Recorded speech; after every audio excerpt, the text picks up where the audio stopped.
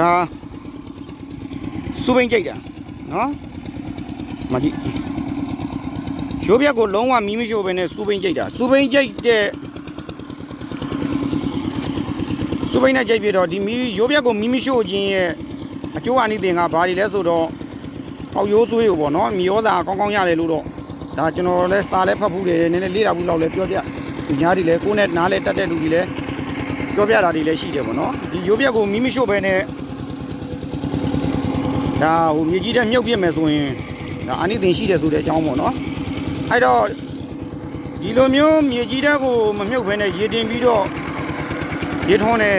ဒီစူပိန်နဲ့ကြိတ်တယ်ပေါ့နော်စူပိန်နဲ့ကြိတ်တယ်သူ့ရဲ့ကောင်းကျိုးလည်းရှိတယ်ဆိုးကျိုးလည်းရှိတယ်ဆိုးကျိုးကတော့ဘာတွေဖြစ်မလဲဆိုတော့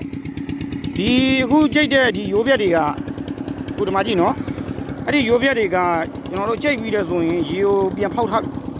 ရေကိုအပြည့်တင်ပြီးရင်ပြန်ဖောက်ချပြစ်မှာပြန်မဖောက်ချပြစ်လို့ချင်းအဲ့ဒီကတက်လာတဲ့ကောက်ရိုးဆွေးရဲ့ထားတဲ့ရေပုတ်ပေါ့နော်အဲ့ဒီရေပုတ်တွေကကျွန်တော်တို့စပားပင်အချိန်တန်ကျွန်တော်တို့ရေတင်တဲ့အခါကျရင်စပားပင်ကို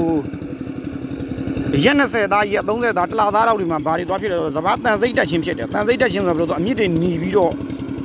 ကျွန်တော်တို့အပင်တွေကိုအစာဘလောက်ကျွေးကျွေးမစားတော့ဘူးပေါ့နော်အဲ့ဒါတန်စိတ်တက်တာပေါ့စပားအမြင့်တွေหนีတာတန်စိတ်တက်ခြင်းကိုဖြစ်တယ်ဘိန်းကျိတ်တဲ့ဆိုးကျိုးကအဲ့ဒီခုတော့ရှိတယ်နောက်တော့ကသူ့ရဲ့ကောင်းကျိုးကဘာတွေရှိလဲဆိုတော့မြေဩဇာတွေဘာတွေခိုးလို့ရတယ်မြေဩဇာမြေသွေးရမယ်နော်အဲ့တော့ရေတင်ပြီးတဲ့ဆိုရင်ခုဒါကျွန်တော်ဆိုရင်ဒီကောက်ရိုးတွေဒါရိုးပြက်တွေလုံးဝမီးမရှိဘူးအဲ့တိုင်းပဲကျွန်တော်ရေတင်ပြီးထားပြီးတဲ့ဆိုရင်အခုစူးပိန်းနဲ့လိုက်ကြိတ်ပြစ်တာစူးပိန်းနဲ့လိုက်ကြိတ်ပြီးရင်ဒီလိုဖြစ်သွားမှာနော်ခွေးသွားပြီစူးပိန်းနဲ့ကြိတ်ပြစ်လိုက်တော့သူ့ရဲ့အားသာချက်ကဘာတွေလဲဆိုတော့မြေဩဇာရမယ်မြေသွေးရမယ်